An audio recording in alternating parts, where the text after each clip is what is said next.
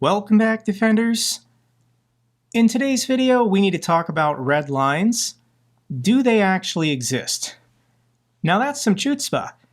Israel strikes trample on US and Russian red lines, while Washington insists that Ukraine needs to respect Putin's red lines to avoid escalation. Israel stomped all over them by blowing up the Kremlin's largest overseas airbase in an impressive military operation on Thursday that thumbed a nose at US and Russian nuclear arsenals. Israel's armed forces hit the Kremlin's main airbase in the Middle East with a devastating missile strike, almost certainly without asking permission from anyone in Washington, D.C. At least 30 Israeli naval missiles smashed into the Russian airbase at Khmeimim, near the Syrian port city of Latakia, during the early hours of this morning, probably targeting cargo storage facilities. Let me show you the geography. Bashar al-Assad is still in power, controlling western Syria, and the Russians operate a naval base and an air base because they're allies of Bashar al-Assad. This is the air base that the Russians use to support the Syrians, and apparently Russia is shipping weapons through this airport that is making its way to Hezbollah and Lebanon. Russia is a military ally of Iran. Russia is a military ally of Hezbollah. Of course, the Russians are supplying weapons to help Hezbollah in Lebanon as the Israelis are conducting a ground invasion of Lebanon's southern coast. This is from the Jerusalem Post. Israeli military accuses Hezbollah of smuggling arms from Syria through the Masna border. I don't know how good Syria's domestic military production industry is, but of course, these weapons are coming from Russia, through Syria, to Hezbollah and Lebanon to attack Israel. Israel has the intelligence, they know this, so of course they attacked this Russian airbase. All we have is a small video and some pictures of explosions at the base. And we're going to know more later today how significant this was. I do think we'll get the satellite images at the end of today, and maybe Israel hit some high-value targets. But let's now wrap this in with what Iran did 2 nights ago, launching a ballistic missile attack against Israel in retaliation for Israel taking out the leader of Hezbollah. Initially, when I saw this video, it looked bad. There were ballistic missiles impacting the ground in Israel, so I just assumed Israel's air defenses weren't able to do the job. More than likely, there'd be casualties. But Israel's reporting there were no casualties.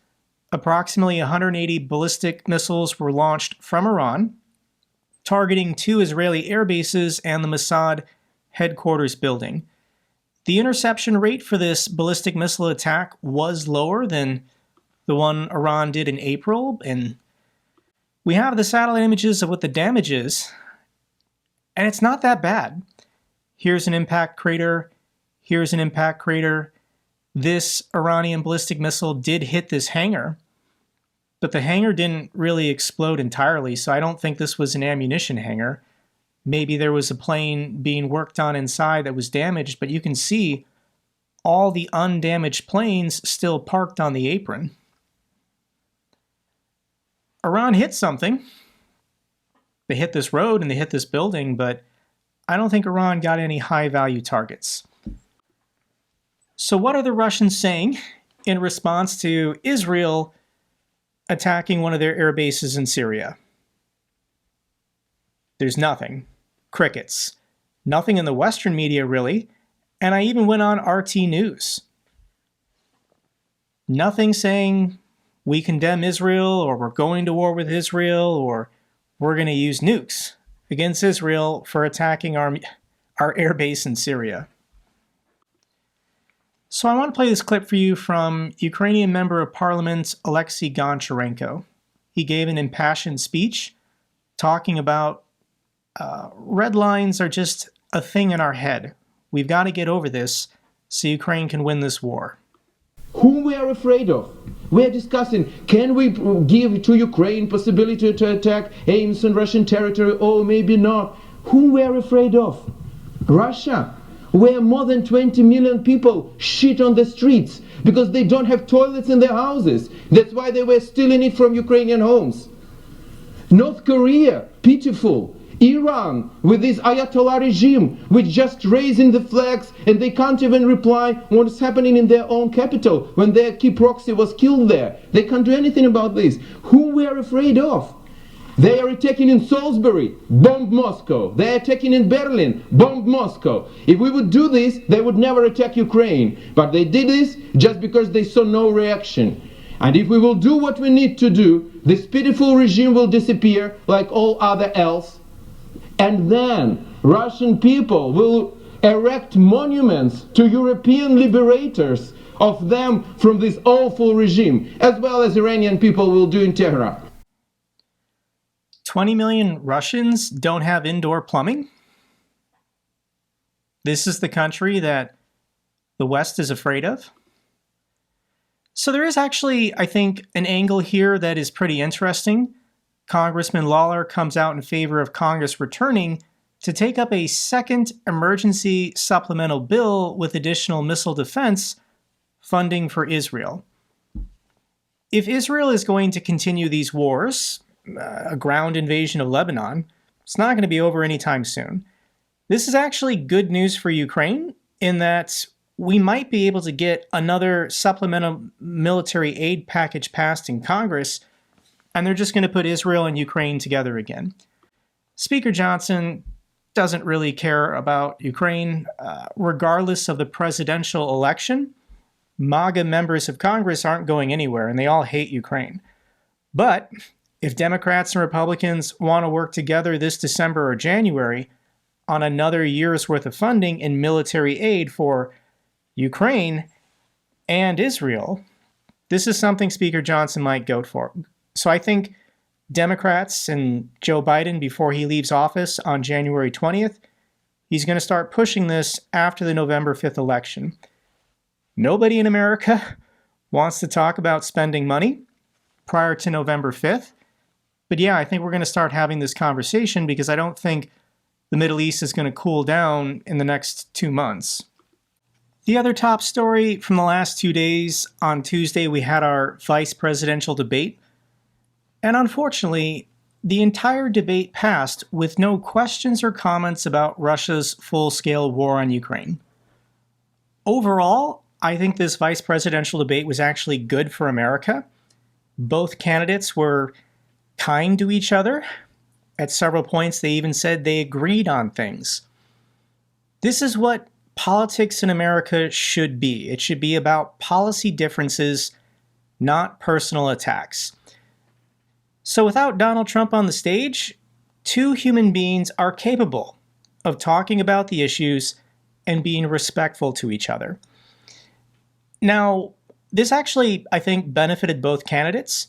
Neither of them had a high national profile prior to this debate, and a lot of the exit polling showed that both candidates, both J.D. Vance and Tim Walz, got a bump in their favorability rating. This is good. This is good for America. But unfortunately, the moderators didn't ask a question about Russia or Ukraine. It's malpractice that not a single question was asked about Ukraine, given how a Trump-Vance presidency would abandon Ukraine and how Trump has invited Putin to invade our NATO allies. To put this in perspective, moderators spent 8 minutes on climate change and not a single second on Ukraine. That is disappointing, but we need to think of the big picture. Because of President Zelensky's visit to the United States last week, given that he met with Trump, he met with Kamala Harris, he met with Congress, he met with President Biden, Ukraine dominated the headlines here in America last week, and it was a victory. Biden announced $8 billion in additional military aid for Ukraine. So yes, unfortunately, in the vice presidential debates, the topic of Ukraine did not come up. But trust me, people here in the United States are talking about it, and it is an election issue prior to November 5th. This is good news. Ruda underlines commitment to Ukraine by visiting Kyiv 2 days into office. On taking over as NATO Secretary General, Mark Ruda voiced strong support for Ukraine, underlining that position by making his first foreign visit to the capital city of Ukraine. Jens Stoltenberg is officially out. NATO has a new Secretary General, Mark Ruda of the Netherlands, and I want to share with you a clip from one of his first statements as the new Secretary General. My second priority is to step up our support for Ukraine and bring it ever closer to NATO. Because there can be no lasting security in Europe without a strong, independent Ukraine. I know from personal experience with the downing of flight MH17 in 2014 how conflict in Ukraine is not contained to the front lines. So we must do our part. We must deliver on the package agreed at the Washington summit. The command, the financial pledge, and Ukraine's irreversible path to membership. And we must sustain this support into the future, because Ukraine's rightful place is in NATO. It's inevitable. At some point in the future, Ukraine has to join NATO for security guarantees. It's an economic argument. Foreign Western companies are not going to go into Ukraine and invest billions in infrastructure to pull out oil and gas or whatever, unless there's a security guarantee. Putin forced this. If Putin hadn't invaded Ukraine, Ukraine never would have joined NATO. All the Russians had to do was get one NATO member to continuously veto it, and Ukraine was never going to join. But given now the real threats into the future forever, because the Russians have already attacked Ukraine twice in the last 12 years, yeah, Ukraine has to join NATO, otherwise there are no security guarantees, and Ukraine can never be rebuilt without security guarantees. Putin signs law allowing criminal defendants to join the military. Prisoners can join the military, these Storm Z units. But that's not enough. The prisons in Russia are going empty. So Putin signed a law on October 2nd that exempts defendants from criminal liability if they're willing to join the Russian military. The Russian government wants to conscript 40% of the nearly 60,000 prisoners who are being held in pre-trial detention centers, and they're going to send them off to Ukraine to die. That's not a lot. 40% of 60,000 people in pre-trial detention centers. But this is just one more indication of how much Russia is struggling on recruitment. How desperate they are for just warm bodies to throw at the front lines in Ukraine. So let's check in with an average Russian soldier fighting on the front lines. This Russian soldier's name is Ivan Karatanov, and he filmed this video as a will to his wife, expecting that he was going to die on a meat assault the next day or the day after. He got his hands on a camera, which is something the Russian military doesn't want their soldiers to have, and he filmed this video. I'm going to read this. Tomorrow, we'll probably go on assault. Tomorrow or the day after tomorrow. It's going to be a tough assault, very tough. So if I suddenly give my soul to God, no to fear, somebody has to die, not just win. I consider myself a worthy warrior. That's why I'm ready to die. Of course, it's scary. The unknown is always scary. There is God, He is on our side. I'd like to make a small will just in case. Marina, deal with the money yourself. I'm assuming Marina is his wife. Live, buy yourself a car, like you always wanted. I love you all. All men are mortal. I'll never be captured. Don't worry too much. If anything, play some music. You know when to play it. I like music. Coral eye shut, preferably. Well, okay, it's okay. Hello to all relatives. No fear, all men are mortal. Yeah, I'm guessing this Russian soldier is dead. and that's why Putin needs to conscript criminal defendants. Putin signed a law that bans a national census of Russia over the next 5 years. I think next year Russia was supposed to have a census of their population, and that might be embarrassing for Russia, given how many people have died or fled the country. So Putin just said, we're not going to do it. We're not going to collect the data. We're not going to know how many people are still alive inside the Russian Federation until at least 2029. We officially got the map update. Vuhledar is no longer held by the Ukrainian forces. Vuhledar held for over 2 years. And it's estimated that 20,000 Russian soldiers were lost assaulting this tiny town. Pre-war population, 14,000 Ukrainians. So Russia lost 20,000 soldiers to take a town with a pre-war population of 14,000. Good job, Russia. So Fortress Vuhledar has fallen.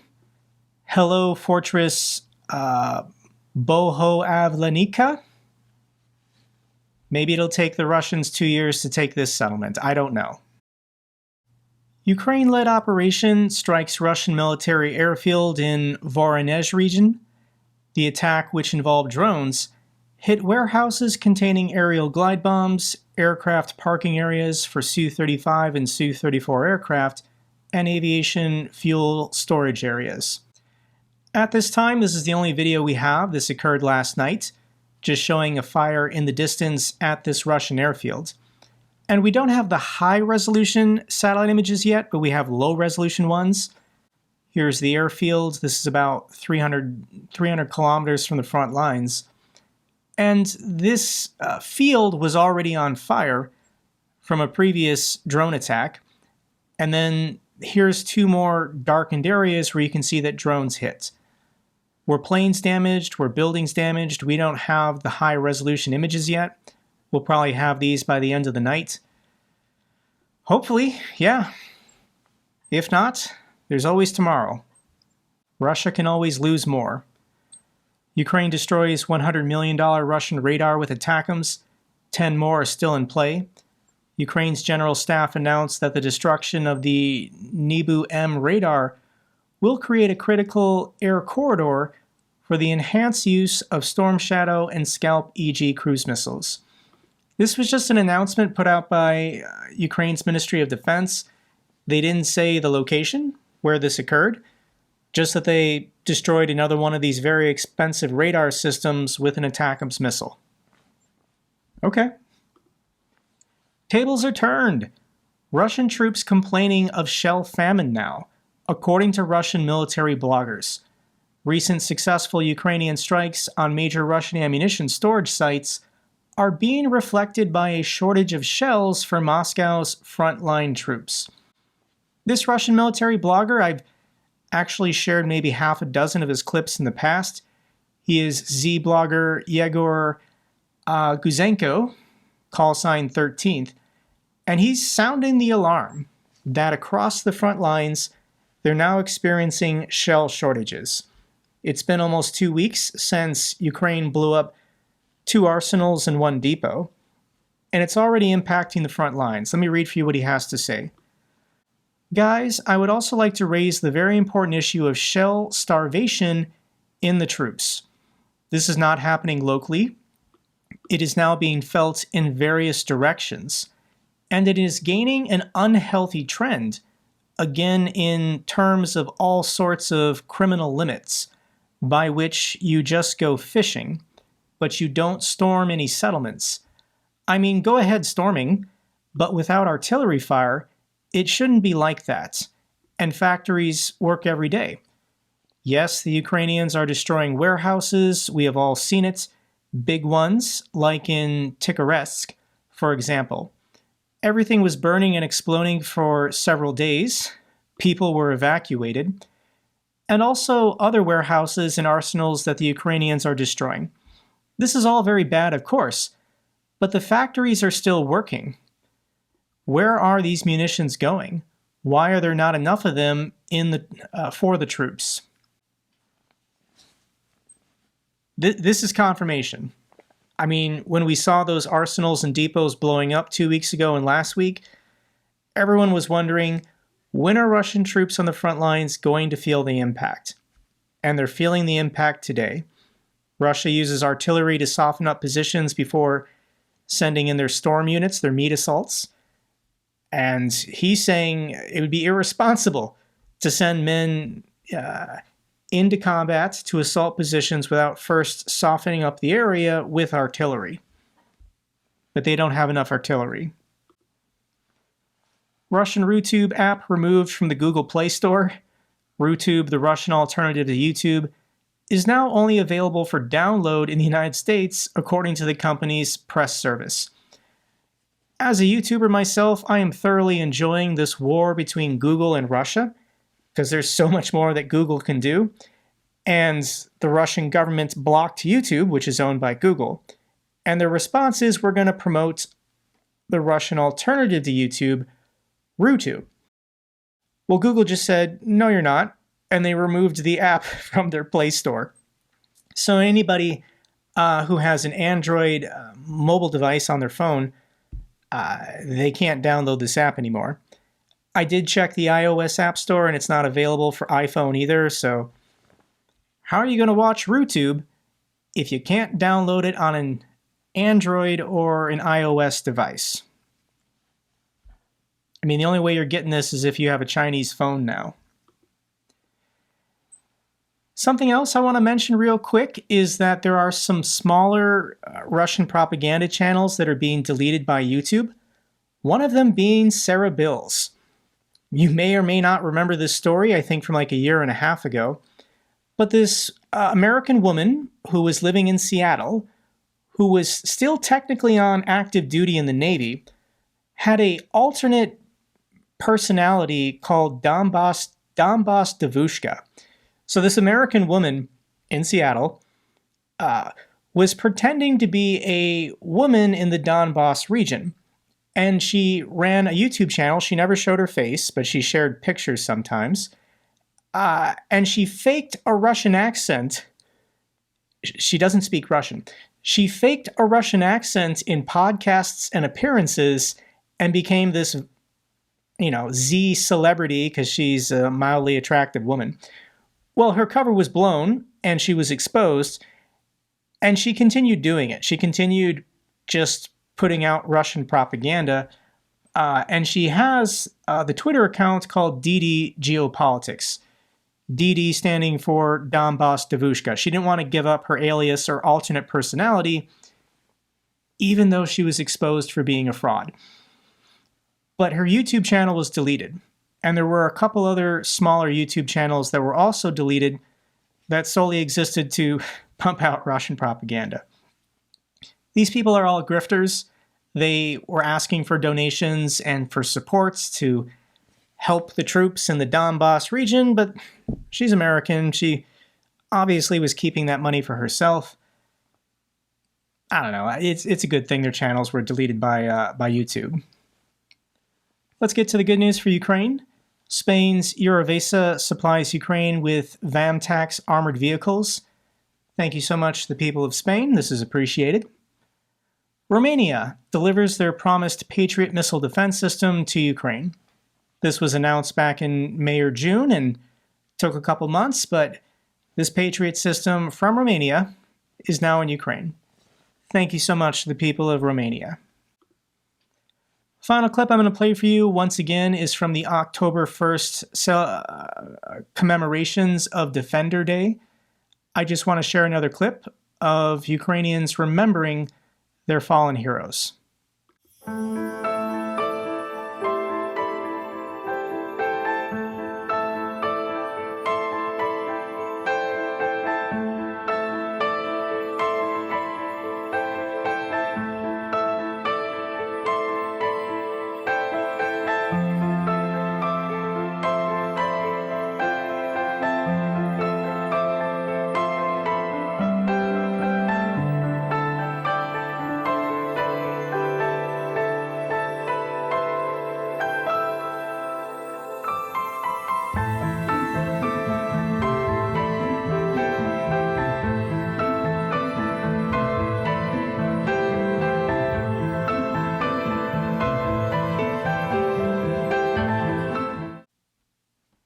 That's all for this update video. Glory to Ukraine, glory to the heroes. If you found this video informative, give me a thumbs up. Best way to support the channel.